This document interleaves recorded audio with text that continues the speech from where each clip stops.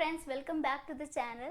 सो today जैसे कि series of lecture में हमने सेल के टॉपिक के बारे में पढ़ा, तो इससे पहले वाले लेक्चर में हम लोगों ने यूकैरियोटिक सेल का एक ओवरव्यू लिया था कि कैसे यूकैरियोटिक सेल्स का क्या स्ट्रक्चर होता है। तो उसके बारे में आगे हम और डिटेल में पढ़ेंगे। तो यूकैरियोटिक सेल में हम लोग ने क्या देखा था कि सबसे ऊपर जो लेयर प्रेजेंट थी उसको हम लोगों ने क्या नाम दिया था, प्लाज्मा मेम्ब्रेन, जो कि मोस्ट ऑफ द जितने भी हमारे प्रोकैरियोटिक ऑर्गेनिजम्स थे या प्लांट्स थे, यूकैरियोटिक ऑर्गेनिजम्स प्लांट्स एनिमल्स थे, तो जो सेल मेम्ब्रेन होती है या इसका दूसरा नाम हमारा प्लाज्मा मेम्ब्रेन भी है, ये यूनिवर्सल लेयर है। इसका मतलब ये सभी ऑर्गेनिजम्स में प्रेजेंट होगी, ऐसा कोई भी एक्सेप्शन नहीं है जहाँ प्लाज्मा मेम्ब्रेन ना हो। तो आज हम लोग सेल मेम्ब्रेन या फिर प्लाज्मा मेम्ब्रेन के बारे में डिटेल में पढ़ेंगे। तो आज जिस टॉपिक को हम लोग कवर करने वाले हैं वो है प्लाज्मा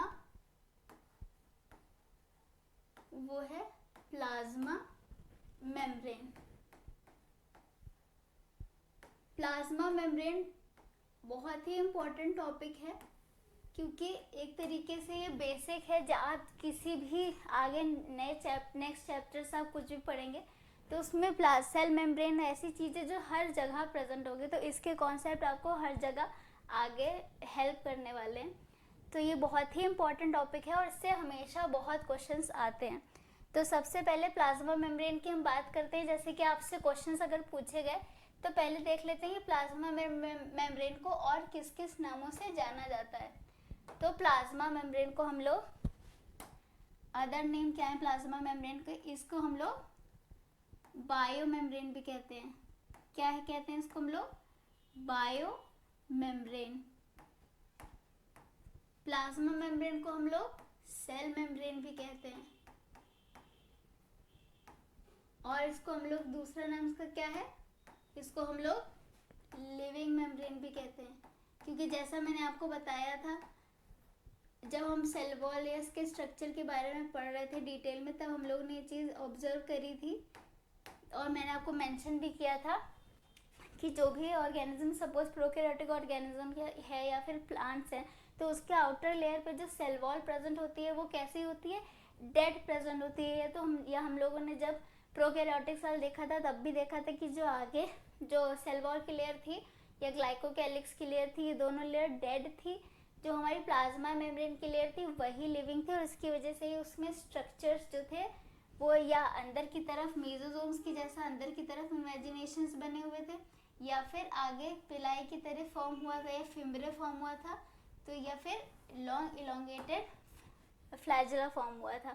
ये स्ट्रक्चर्स तभी फॉर्म हो पाए थे क्योंकि इसके अंदर ग्रोथ थी और ये दूसरा secondary structure tertiary structure form कर पाए थे क्योंकि ये सेल कैसी थी, हमारी लिविंग थी। तो इसका मतलब ये इसको हम लोग बायो मेम्ब्रेन भी कहते हैं और इसको हम लोग सेल मेम्ब्रेन भी कहते हैं और दूसरा नाम इसका क्या है, इसको हम लोग लिविंग मेम्ब्रेन भी कहते हैं। नेक्स्ट हम लोग देखते हैं कि इसकी डिस्कवरी की बात करते हैं कि इसकी डिस्कवरी कब हुई थी।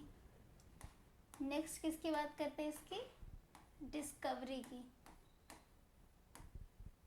प्लाज्मा मेम्ब्रेन की डिस्कवरी कब हुई, तो सबसे पहले प्लाज्मा मेम्ब्रेन को इलेक्ट्रॉन माइक्रोस्कोप में ऑब्जर्व करा गया। सबसे पहले प्लाज्मा मेम्ब्रेन को, और किसकी प्लाज्मा मेम्ब्रेन को ऑब्जर्व किया गया था, सबसे पहले आरबीसी में, यानी इलेक्ट्रॉन माइक्रोस्कोप में सबसे पहले आरबीसी में प्लाज्मा मेम्ब्रेन को ऑब्जर्व किया गया। और किसने ऑब्जर्व किया था, वो कौन साइंटिस्ट थे। वैसे तो इसके कई सारे मॉडल्स आए थे लेकिन आपसे क्वेश्चन सीसी में ही पूछा जाएगा क्योंकि यही सबसे ज़्यादा एक्सेप्टेड मॉडल। इससे पहले जो सैंडविच्ड मॉडल आया, डेविडसन मॉडल आया, वो या रॉबर्टसन मॉडल आया, पर ये सारे मॉडल्स फेल हो गए थे। लेकिन अब मोस्ट एक्सेप्टेड यही मॉडल है जो साइंटिस्ट ने दिया था,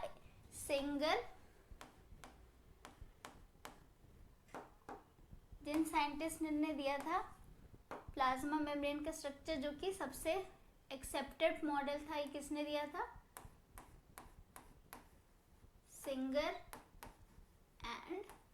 सिंगर एंड निकोलसन ने दिया था। किसने दिया था, सिंगर एंड निकोलसन ने दिया था इन द ईयर 1972 इस पे भी कई बार क्वेश्चन पूछे गए हैं कि प्लाज्मा मेम्ब्रेन का जो स्ट्रक्चर है, जो मोस्ट एक्सेप्टेड है मॉडल है, और इसको हम लोग क्या कहते हैं, इसको हम लोग फ्लूइड मोज़ेक मॉडल भी कहते हैं। इसको हम लोग फ्लूइड मोज़ेक मॉडल भी कहते हैं। क्यों कहते हैं ये भी जब हम लोग इसका स्ट्रक्चर देखेंगे तब समझेंगे कि इसको फ्लूइड मोज़ेक मॉडल क्यों कहते हैं। अभी देखिए कि हम लोगों ने क्या क्या इसमें देखा कि प्लाज्मा मेम्ब्रेन का दूसरा नाम क्या है। अगर आपसे कभी प्लाज्मा मेम्ब्रेन पे क्वेश्चन आता है तो हो सकता है नाम चेंज करके पूछा जाए, तो ये भी आपको याद रखना ज़रूरी है। इसे बायो मेम्ब्रेन भी कहते हैं, सेल मेम्ब्रेन भी कहते हैं और लिविंग मेम्ब्रेन भी कहते हैं। इसकी सबसे पहले डिस्कवरी इलेक्ट्रॉन माइक्रोस्कोप में इसकी सबसे पहले डिस्कवरी करी गई थी। और किस पे करी गई थी, आरबीसी पे इसका स्ट्रक्चर सबसे पहले स्टडी किया गया था। सिंगर और निकोलसन वो साइंटिस्ट है जिन्होंने प्लाज्मा मेम्ब्रेन का मॉडल दिया, जो था फ्लूइड मोज़ेक मॉडल। यही सबसे एक्सेप्टेड है, यानी इन्होंने जो बताया यही स्ट्रक्चर सबसे सही स्ट्रक्चर था प्लाज्मा मेम्ब्रेन का।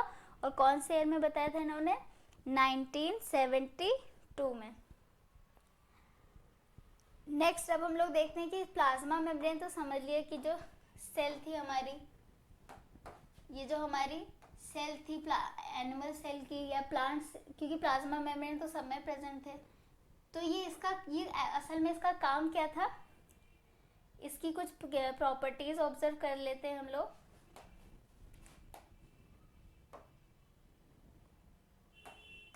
प्रॉपर्टीज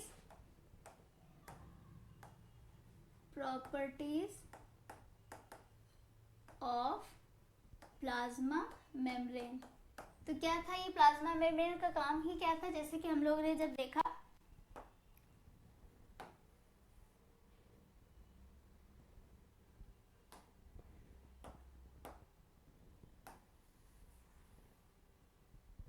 तो हम लोगों ने क्या इसमें ऑब्जर्व करा, प्लाज्मा मेम्ब्रेन का जो स्ट्रक्चर था ये क्या करा, अंदर इसमें क्या क्या, तो ये जो सेल था इसके अंदर साइटोप्लाज्म प्रेजेंट था, न्यूक्लियस प्रेजेंट था, एंडोप्लाज्मिक रेटिकुलम प्रेजेंट थे और other further cell organelles present थे। तो ये क्या काम कर रहा था, ये आउटर इन्वायरमेंट से, आउटर, ये क्या है हमारा आउटर इन्वायरमेंट है, ये हमारा क्या है, ये बाहर, ये हमारा आउटर इन्वायरमेंट है और ये सेल के अंदर का इन्वायरमेंट है। तो बाहर की चीज़ें अंदर की चीज़ से अलग है। तो जैसे आपका घर होता है, आप घर में दरवाज़ा बनाते हैं ताकि बाहर की चीज़ें अंदर ना आ सके और अंदर का काम डिस्टर्ब ना हो सके। ठीक मेन स्पेसिफिक रोल यही होता है प्लाज्मा मेम्ब्रेन का, ताकि आपके अंदर जो चीज़ें हो वो बाहर से अंदर ना आ पाए, अंदर का काम आराम से हो सके। तो ये क्या काम, प्रॉपर्टीज की एक तो क्या है कि क्या काम प्रोवाइड कर रहा है, प्रोटेक्शन का प्रोवाइड कर रहा है, बाउंड्री क्रिएट कर रहा है, ये कह सकते हैं। ये क्या क्रिएट कर रहा है, ये एक बाउंड्री क्रिएट कर रहा है ताकि आउटर इन्वायरमेंट से इसको अलग किया जा सके। दूसरा हम लोग नेचर देखते हैं, जो प्लाज्मा मेम्ब्रेन है इसका नेचर कैसा होता है। तो ये प्लाज्मा मेम्ब्रेन पहले तो ये लिविंग है और दूसरा ये क्या है हमारा सेलेक्टिवली, ये क्या है सेलेक्टिवली परमिएबल नेचर का होता है। ये कैसा नेचर का होता है, सेलेक्टिवली परमिएबल नेचर का होता है। पहले ये समझते हैं परमिएबिलिटी ये चीज़ है क्या, परमिएबल आखिर है क्या, किस बेसिस पे इसको ये चीज़ बोली गई है।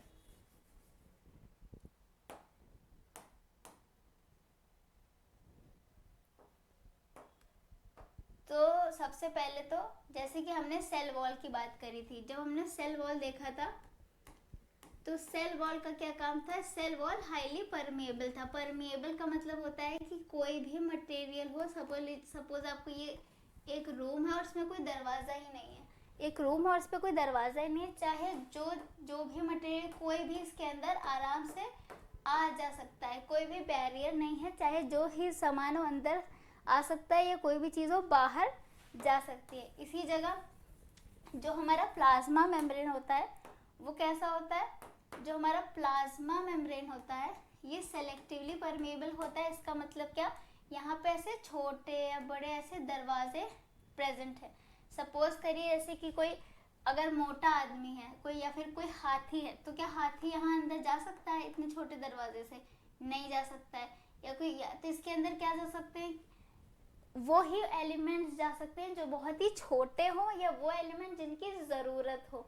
तो जैसे कि अगर कोई छोटे एलिमेंट्स हैं हमारे, वो आराम से डिफ्यूजन के थ्रू अंदर जा सकते हैं, या हमारे कुछ मॉलिक्यूल, वाटर मॉलिक्यूल्स हो गए, वो अंदर जा सकते हैं। लेकिन जैसे कुछ बड़े बड़े आयंस हो गए या अदर बड़े बड़े प्रोटीन स्पेसिफिक मॉलिक्यूल्स हो गए, तो वो उसकी एंट्री यहाँ नहीं हो सकती। तो प्लाज्मा मेम्ब्रेन क्या प्रोवाइड कर रहा है, एक तरीके से बाउंड्री दे रहा है और एक बैरियर प्रोवाइड कर रहा है, ताकि कोई भी एलिमेंट अंदर से बाहर या बाहर से अंदर ना जा सके, केवल वही एलिमेंट अंदर आ सके जिसकी हमें अंदर ज़रूरत हो। जैसे ये दरवाज़ा लगा है, तो हम लोग उस दरवाजे से उसी को एंट्री देते हैं जो उस घर का मेंबर हो, या हमें जिससे मिलना है, हमें जिसकी ज़रूरत हो, केवल वही उस दरवाजे से पास कर सकता है। तो प्लाज्मा मेम्ब्रेन ऐसे ही क्या है, सेलेक्टिवली परमिएबल है। अच्छा, जब परमिएबिलिटी की बात आती है तो आपने एक और नाम सुना होगा, सेमी परमिएबल का। तो ये क्या डिफरेंस है, तो जो प्लाज्मा मेम्ब्रेन है हमारा, क्या जब परमिएबिलिटी की बात आती है तो क्या ये दोनों चीज़ें सेम है, तो आंसर इज नहीं। जो सेमी परमिएबल होता है, तो हमारा प्लाज्मा मेम्ब्रेन सेमी परमिएबल नहीं, सेलेक्टिवली परमिएबल है। वो सेलेक्ट करता है कि कौन से मॉलिक्यूल्स अंदर आएंगे या नहीं। और सेमी परमिएबल में क्या होता है कि वो केवल सॉल्वेंट मॉलिक्यूल को ही अंदर पास होने देता है। तो जो हमारा जो हमारे सेमी परमिएबल मॉलिक्यूल होते हैं, जो सेमी परमिएबल मॉलिक्यूल्स होते हैं, जो मेम्ब्रेन होती है, सॉरी, सेमी परमिएबल क्या क्या करती है, allow entry of only solvent molecules, allow entry of only solvent molecule.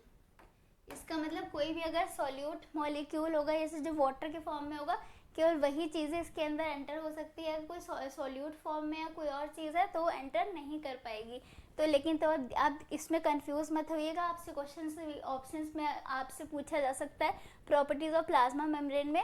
तो जो प्लाज्मा मेम्ब्रेन की प्रॉपर्टी कैसी है, सेलेक्टिवली परमिएबल है, सेमी परमिएबल नहीं है। तो हमारा जो प्लाज्मा मेम्ब्रेन है वो कैसा है, सेलेक्टिवली परमिएबल है, यानी कुछ मॉलिक्यूल्स को ही एंट्री देता है अपने अंदर आने या जाने में।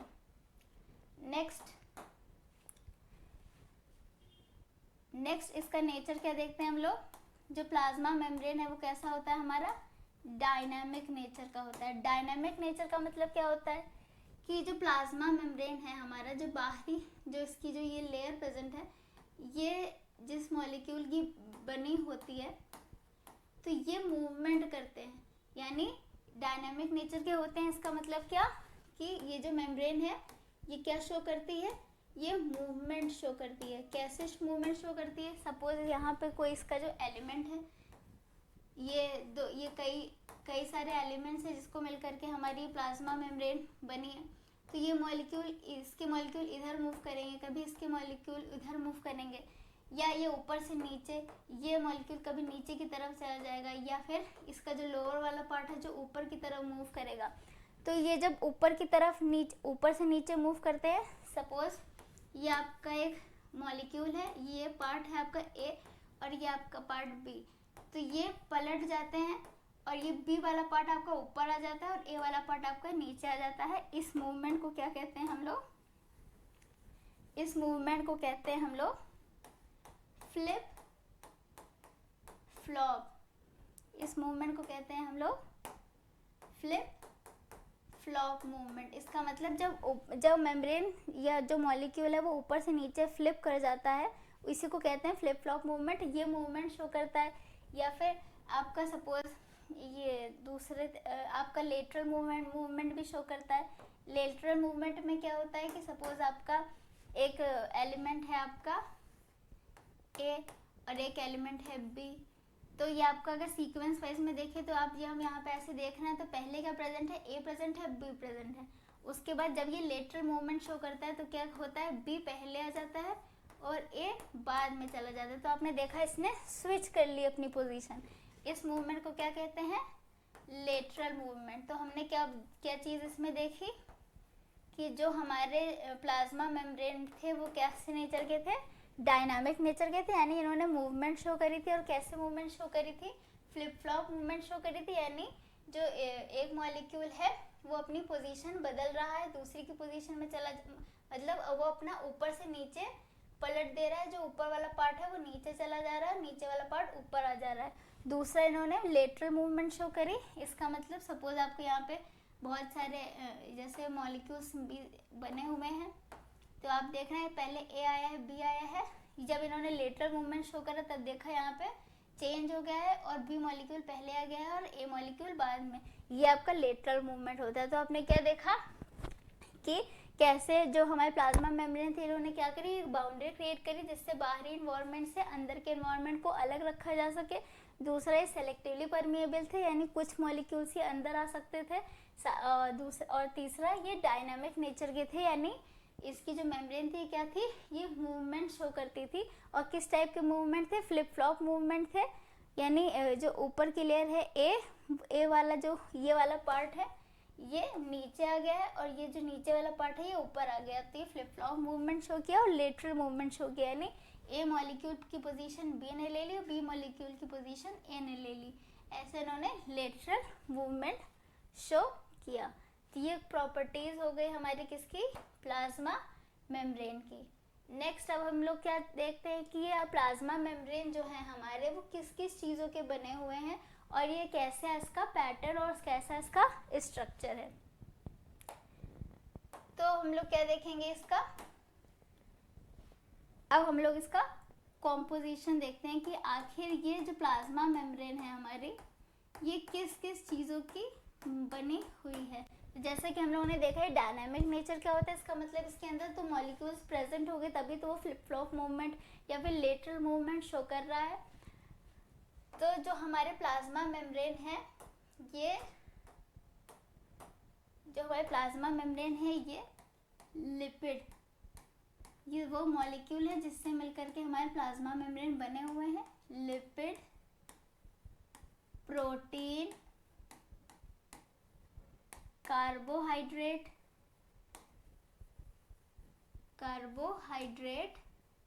और कोलेस्ट्रॉल में, या मेजरली अब कोलेस्ट्रॉल तो लिपिड का ही पार्ट हो गया, कार्बोहाइड्रेट। और मेजरली जो हमारे केमिकल कॉम्पोजिशन का मतलब वो कौन कौन से मॉलिक्यूल है जिससे प्लाज्मा मेम्ब्रेन बनी हुई है। तो कॉम्पोजिशन किसका है ये हमारा, ये कॉम्पोजिशन है प्लाज्मा मेम्ब्रेन का, यानी कौन कौन से एलिमेंट प्रेजेंट हैं किस किस मॉलिक्यूल से मिलकर के हमारे प्लाज्मा मेम्ब्रेन बने हैं। तो प्लाज्मा मेम्ब्रेन हमारा लिपिड का बना हुआ है, प्रोटीन का बना हुआ है और कार्बोहाइड्रेट का बना हुआ है। तो मेजरली जो इसमें जो हमारा लिपिड है वो 52% लिपिड प्रेजेंट होती है, 40% प्रोटीन प्रेजेंट होती है और 8% प्रेजेंट होती है कार्बोहाइड्रेट। तो हम लोगों ने क्या देखा कि हमारी प्लाज्मा मेम्ब्रेन किसकी बनी हुई है, लिपिड, प्रोटीन और कार्बोहाइड्रेट की बनी हुई है, जिसमें 52% लिपिड है, 40% प्रोटीन है और 8% है हमारा कार्बोहाइड्रेट। ये जो हमारे लिपिड और प्रोटीन है ये तो डिफाइन है, अलग है, लेकिन जो कार्बोहाइड्रेट है हमारा ये किस फॉर्म में प्रेजेंट होता है, ये अपने इंडिविजुअल फॉर्म में प्रेजेंट होते हैं। और जो कार्बोहाइड्रेट है हमारा वो लिंक्ड फॉर्म में प्रेजेंट होता है। क्या मतलब, इसका मतलब जो हमारा कार्बोहाइड्रेट है वो हमारा लिपिड और प्रोटीन से लिंक्ड रहता है। अभी हम लोग इसका स्ट्रक्चर समझेंगे तब समझेंगे कि कैसे कार्बोहाइड्रेट प्रोटीन और लिपिड से लिंक्ड है। तो क्या इसमें देखा, जो कार्बोहाइड्रेट जब लिपिड से लिंक होता है तो इसको क्या कहते हैं हम लोग, ग्लाइकोलिपिड। तब इसकी मतलब इसकी क्या बात हो रही है, ग्लाइकोलिपिड की बात हो रही है। और जब हमारे कार्बोहाइड्रेट प्रोटीन से लिंक्ड होते हैं तो इसको क्या कहते हैं हम लोग, तब हम लोग इसको क्या कहते हैं, ग्लाइकोप्रोटीन। तो क्या देखा हम लोगों ने यहाँ पे कि जो हमारा प्लाज्मा मेम्ब्रेन है वो लिपिड, प्रोटीन और कार्बोहाइड्रेट का बना हुआ है, जिसमें जो हमारा लिपिड है वो मेजर पार्ट कवर कर रहा है। उसके बाद सेकेंड नंबर पे जो हमारा प्रोटीन है वो भी मेजर पार्ट कवर कर रहा है, लेकिन जो हमारा कार्बोहाइड्रेट है वो माइनर पार्ट कवर कर रहा है, यानी बहुत ही कम अमाउंट में कार्बोहाइड्रेट प्रेजेंट होते हैं, क्योंकि और वो इंडिविजुअल फॉर्म में प्रेजेंट भी नहीं होते हैं, वो लिपिड और प्रोटीन से लिंक्ड होते हैं। जब वो लिपिड से लिंक्ड होते हैं तो इन्हें कहते हैं हम लोग ग्लाइकोलिपिड, और जब वो प्रोटीन से लिंक्ड होते हैं तो हम लोग उसे क्या बोलते हैं, ग्लाइकोप्रोटीन। जो हमारे लिपिड है वो लिपिड में भी ये लिंक्ड होते हैं। लिपिड में भी कितने फॉर्म में, किस फॉर्म में ये हमारे प्रेजेंट होते हैं, तो लिपिड ये 3 फॉर्म में प्रेजेंट होते हैं, यानी फॉस्फोलिपिड,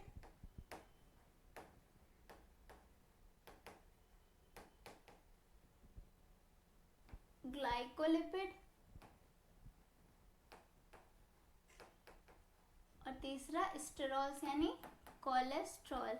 तीसरा क्या है हमारा, स्टेरॉल। तो जो क्या देखा हम लोगों ने कि ये जो लिपिड थे हमारे, ये फिर अगेन 3 फॉर्म में डिवाइड, किस फॉर्म में प्रेजेंट थे, 3 फॉर्म में, यानी वो फॉस्फोलिपिड के फॉर्म में प्रेजेंट थे, यानी लिपिड का जो भी स्ट्रक्चर होगा उस पर फॉस्फेट अटैच है उसके एंड पोजीशन पे। जब उसके एंड पोजीशन पे कार्बोहाइड्रेट अटैच होता है तो उसको हम लोग फॉस्फोलिपिड कहते हैं। और कुछ ये लोग जो हमारे प्लाज्मा मेम्ब्रेन है उसके अंदर कोलेस्ट्रॉल प्रेजेंट होता है। कोलेस्ट्रॉल भी क्या है, एक फॉर्म ऑफ लिपिड है, और ये कोलेस्ट्रॉल बहुत ही इंपॉर्टेंट रोल प्ले करता है प्लाज्मा मेम्ब्रेन की लेयर में, क्योंकि ये उसको एक स्टेबिलिटी प्रोवाइड करता है। किस तरीके से स्टेबिलिटी प्रोवाइड करता है, जैसे कि सपोज ये हमारा टेम्परेचर की बात हो रही है, ये हमारा लिपिड का स्ट्रक्चर है। जब हम लोग ने यहाँ पे टेम्परेचर बढ़ा दिया, अभी हम लोग रूम टेम्परेचर हमारा 25 डिग्री सेल्सियस है, हम लोग ने टेम्परेचर बढ़ा दिया, सपोज 50 डिग्री सेल्सियस कर दिया, तो हम लोग क्या देख रहे हैं कि ये जो लिपिड मेम्ब्रेन है ये बहुत ही दूर दूर हो जाती है। तो सेकेंड केस में क्या देखते हैं कि यहाँ पे लिपिड मॉलिक्यूल प्रेजेंट है और हम लोग ने टेम्परेचर कम कर दिया है, सपोज -2 डिग्री सेल्सियस कर दिया है। अब क्या देख रहे हैं कि जितने भी प्लाज्मा मेम्ब्रेन है ये आपस में चिपक जा रहे हैं। तो हम लोग क्या देख रहे हैं, क्या ये नॉर्मल स्ट्रक्चर अपना मेंटेन कर पा रहे हैं। जब टेम्परेचर बढ़ा दिया था तब ये मेम्ब्रेन दूर हो गई, जब टेम्परेचर कम कर दिया तो ये आपस में चिपक गए। तो क्या ये स्टेबिलिटी इसकी कैसी लूज हो जा रही है, ये स्टेबली नहीं रह पा रहे हैं, अपनी मेम्ब्रेन को अपने कॉन्टैक्ट में रख ही नहीं पा रहे हैं, डिस्टर्बेंस क्रिएट हो रही है। तो जो कोलेस्ट्रॉल है जो कि क्या है, जो कोलेस्ट्रॉल है क्या है, एक टाइप का क्या है, लिपिड है। तो ये क्या काम कर रहा है, जो कोलेस्ट्रॉल है वो क्या काम कर रहा है, एक तरीके का क्या है कि ये देखा लिपिड है। जो स्टेरॉल्स को हम लोग कोलेस्ट्रॉल भी बोलते हैं, यही हमारा क्या है, कोलेस्टेरॉल। स्टेरॉल से देखिए, स्टेरॉल से कोलेस्ट्रॉल है। तो कोलेस्ट्रॉल क्या है, एक तरीके का लिपिड है, और ये लिपिड का क्या काम कर रहा है, अब चाहे जब टेम्परेचर, अब जब ये हम लोग सब दूसरे उससे बना दे रहे हैं, अब जब ये चीज़ आप देखेंगे, जब कोलेस्ट्रॉल प्रेजेंट होगा तो क्या करेगा, जैसे ये हमारा प्लाज्मा मेम्ब्रेन का लिपिड मॉलिक्यूल है, और टेम्परेचर चाहे आप -2 डिग्री सेल्सियस रखो चाहे 50 डिग्री सेल्सियस, ये ऐसे ही फॉर्म में प्रेजेंट होंगे। क्योंकि इसके बीच में क्या प्रेजेंट है, कोलेस्ट्रॉल, जिसने क्या किया हुआ है, स्टेबिलिटी मेंटेन रखी है, इसके स्ट्रक्चर को मेंटेन रखा हुआ है। तो कोलेस्ट्रॉल क्या काम कर रहा है, इसके स्ट्रक्चर को स्टेबल बना के रख रहा है। अगर कोलेस्ट्रॉल नहीं प्रेजेंट होगा तो जब टेम्परेचर बढ़ाएगा तो इसकी जो मेम्ब्रेन है वो कैसी होगी, बहुत दूर दूर होगी, यानी हाईली रिजिड हो जाएगी। जब टेम्परेचर कम करेंगे तो हाईली रिजिड हो जाएगी, या टेम्परेचर कम करेंगे तो हाईली फ्लेक्सिबल हो जाएगी, ये स्टेबिलिटी अपनी लूज कर देगी। तो कोलेस्ट्रॉल का भी रोल हमें समझ में आ गया। प्रोटीन किस कैसे बने होते हैं, जो उसके प्रोटीन है, प्रोटीन भी हम लोगों ने इसको किस बेसिस पे अलग किया है, जो प्रोटीन है हमारे वो भी पोजीशन के हिसाब से 2 पार्ट में डिवाइड हैं। एक जब पेरिफेरी पे प्रेजेंट होते हैं, यानी किनारे साइड पे प्रेजेंट होते हैं, तो उसे हम लोग पेरिफेरल प्रोटीन कहते हैं। दूसरे जो कि अंदर प्रेजेंट होते हैं उसे हम लोग इंटीग्रल प्रोटीन कहते हैं। ये स्ट्रक्चर आपका ज़्यादातर आपको कैसे समझ में आएगा, जब आपको हम अभी स्ट्रक्चर इसका डिटेल में समझाएंगे, तब आपको इसका क्लियर होगा। तो एक रफ आइडिया हमको मिल गया कि क्या क्या इसका केमिकल कॉम्पोजिशन है। एक बार फिर से इसका केमिकल कॉम्पोजिशन अच्छे से समझ लेते हैं कि जो क्या है हमारा composition ऑफ प्लाज्मा मेम्ब्रेन। तो प्लाज्मा मेम्ब्रेन की कॉम्पोजिशन में क्या क्या चीज़ें हम लोग ने देखी, किन किन चीज़ों से मिलकर बना हुआ है।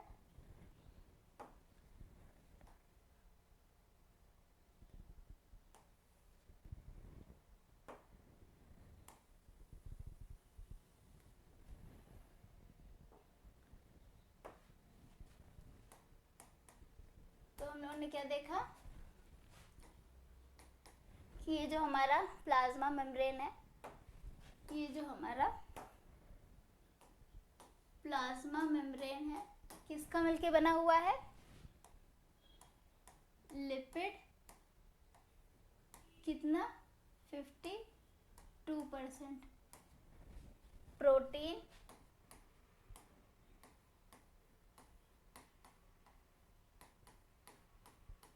14 कितना प्रेजेंट है 40%, और कार्बोहाइड्रेट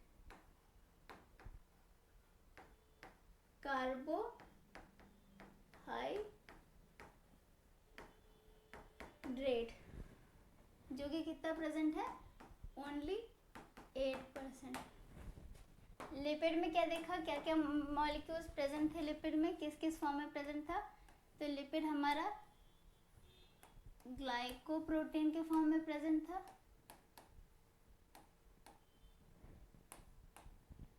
फॉस्फोलिपिड के फॉर्म में प्रेजेंट था,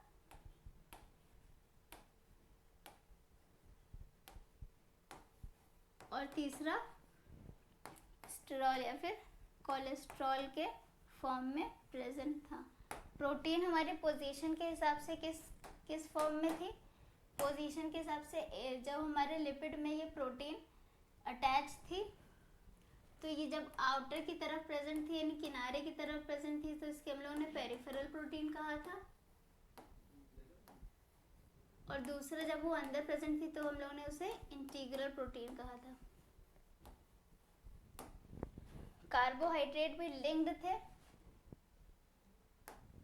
कार्बोहाइड्रेट भी जब लिंक्ड थे किससे, जब वो प्रोटीन जब वो लिपिड से लिंक थे तो उन्होंने इसे क्या बोला था, ग्लाइकोलिपिड। दूसरा क्या था,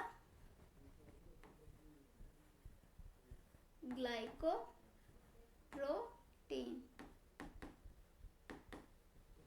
अब हम लोग तो आपको इससे आइडिया समझ में आ गया होगा कि कैसे इसका केमिकल कॉम्पोजिशन बना है, और हम लोग हायर क्लास में देखेंगे जिसमें एक लिपिड लिंक्ड प्रोटीन भी होता है, लिपिड लिंक्ड प्रोटीन भी होता है। 3 तरीके के प्रोटीन प्रेजेंट होते हैं, लिपिड लिंक्ड प्रोटीन, इसको पोजीशन के बेसिस पे समझा गया। और मोस्टली इसमें जो हमारे जो प्रोटीन इसमें प्रेजेंट होते हैं, क्योंकि आप सभी को पता है कि जो प्रोटीन है वो किसके बने होते हैं, अमाइनो एसिड के। तो मोस्टली जो प्लाज्मा मेम्ब्रेन में प्रोटीन जो प्रेजेंट होती है वो किसकी रिच होती है, तो प्लाज्मा मेम्ब्रेन में जो हमारी प्रोटीन होती है वो अमाइनो एसिड की बनी हुई है, और वो आर्जिनिन और लाइसिन रिच है। ये हमारे अमाइनो एसिड है जिससे मिलकर के प्रोटीन बनी हुई है। तो इसमें कौन कौन से अमाइनो एसिड प्रेजेंट होते हैं, मेजरली इसमें जो हमारे प्लाज्मा मेम्ब्रेन है उसमें आर्जिनिन और lysine rich amino acid present होते हैं। तो ये बात हो गई हमारी केमिकल कॉम्पोजिशन की कि किस मॉलिक्यूल से मिलकर के हमारे प्लाज्मा मेम्ब्रेन बने हैं। नेक्स्ट अब हम लोग स्ट्रक्चर इसका समझने की कोशिश करते हैं। Structure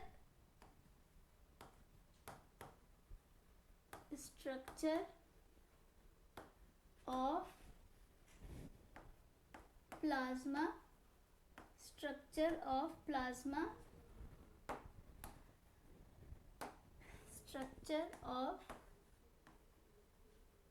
plasma membrane.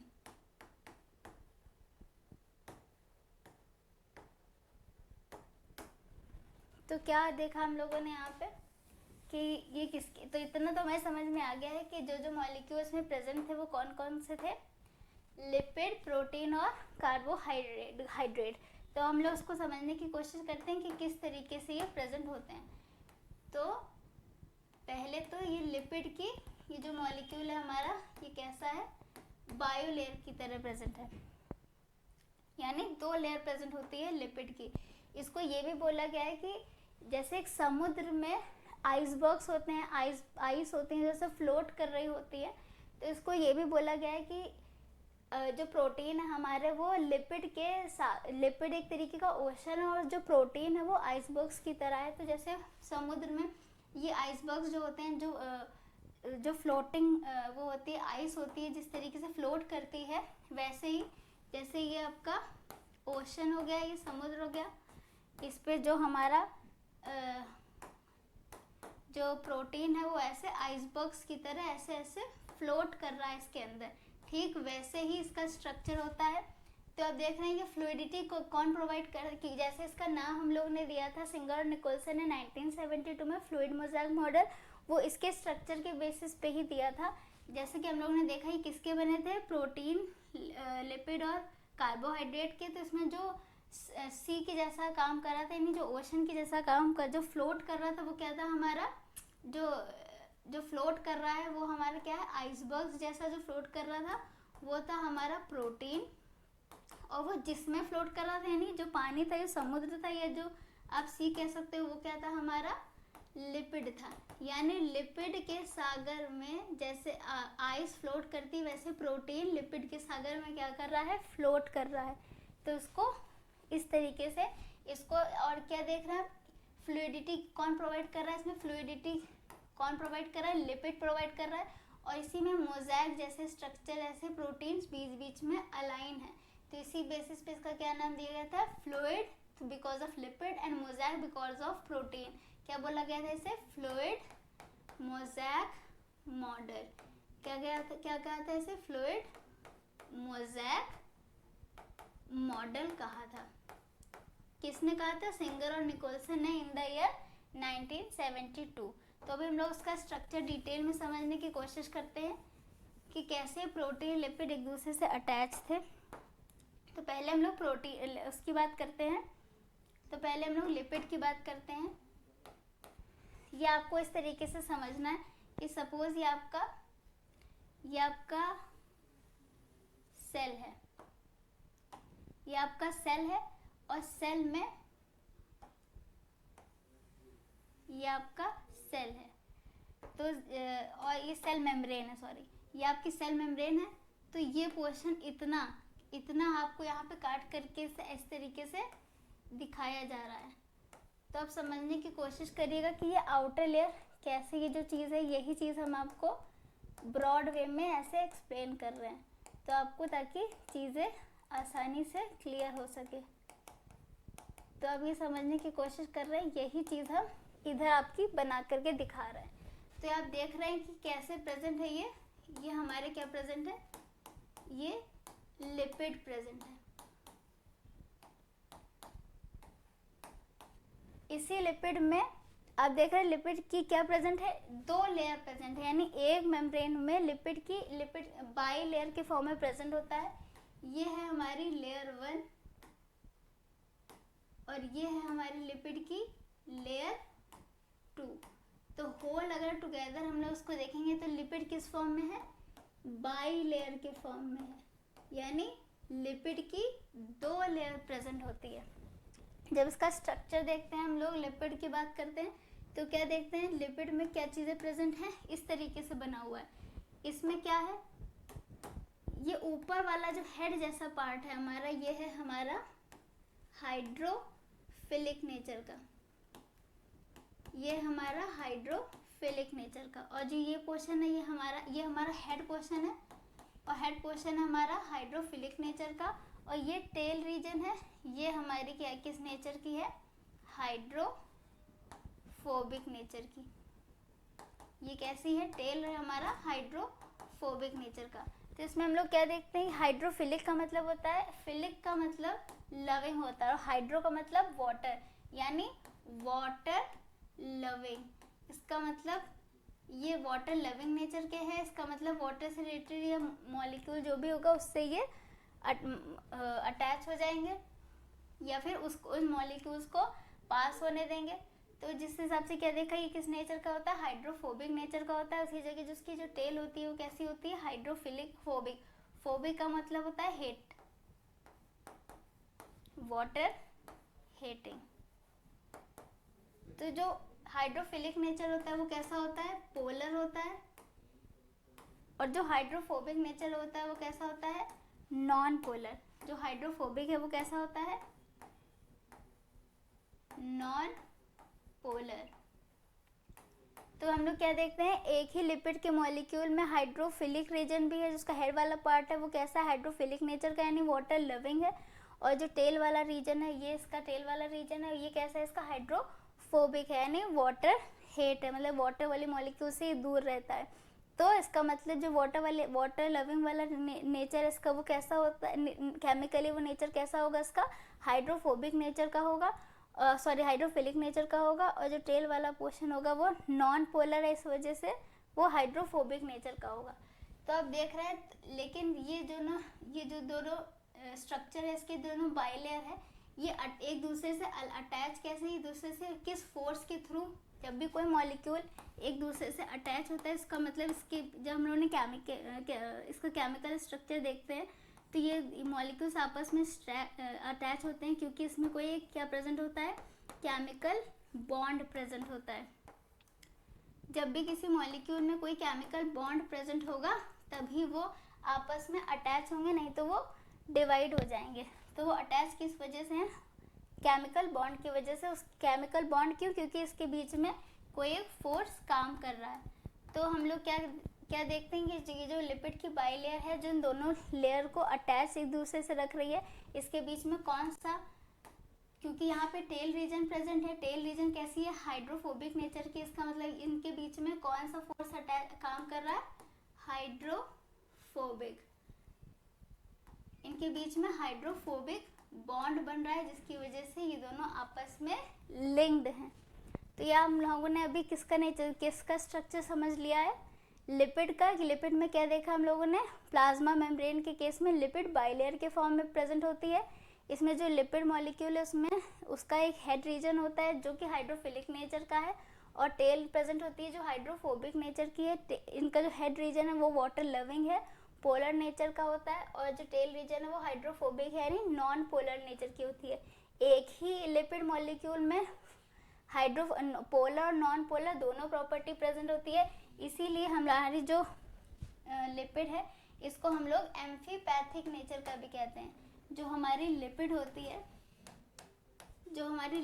है इसको हम लोग एम्फीपैथिक नेचर का भी कहते हैं, एम्फीपैथिक नेचर का भी कहते हैं। क्यों एम्फीपैथिक नेचर का कहते हैं, क्योंकि इसमें both polar and non polar property present है, both polar and non polar property present है। तो जो जिस भी मॉलिक्यूल में पोलर और नॉन पोलर प्रॉपर्टी प्रेजेंट होगी उस मॉलिक्यूल को हम लोग क्या कहेंगे, एम्फीपैथिक। क्या बोलेंगे इसको हम लोग, एम्फीपैथिक। तो ये हमारी हो गई लिपिड की कि किस तरीके से लिपिड प्रेजेंट होता है, लिपिड का स्ट्रक्चर कैसा होता है और किस तरीके से ये अटैच होते हैं। अब हम लोग प्रोटीन को देखेंगे कि प्रोटीन किस तरीके से लिपिड में अटैच होता है। तो ये हम लोगों ने लिपिड की लेयर समझ ली कि किस तरीके से ये लिपिड प्रेजेंट है, किस तरीके से लिपिड की लेयर प्रेजेंट है प्लाज्मा मेम्ब्रेन में। जैसे कि हमने आपको अभी प्रोटीन के बारे में बताया था, तो प्रोटीन में देखा था कि दो तरीके के प्रोटीन प्रेजेंट थे, एक पेरिफेरल प्रोटीन था और इंटीग्रल प्रोटीन।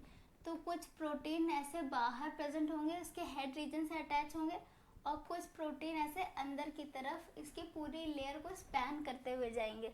तो हम क्या, जिस तरीके से आप देख रहे हैं ये ऐसे ही समुद्र की तरह है ये लिपिड हमारा, और आइसबर्ग्स की तरह से फ्लोट कर रहे हैं, क्योंकि फ्लूइड नेचर है। किसकी वजह से, क्योंकि प्रोटीन लिपिड का जो मॉलिक्यूल है वो कैसा था, प्लाज्मा मेम्ब्रेन का नेचर डायनामिक था क्योंकि इसमें मूवमेंट शो हो रहे थे। कौन कौन से थे मूवमेंट हमारे? फ्लिप फ्लॉप मूवमेंट थे और लेटरल मूवमेंट थे।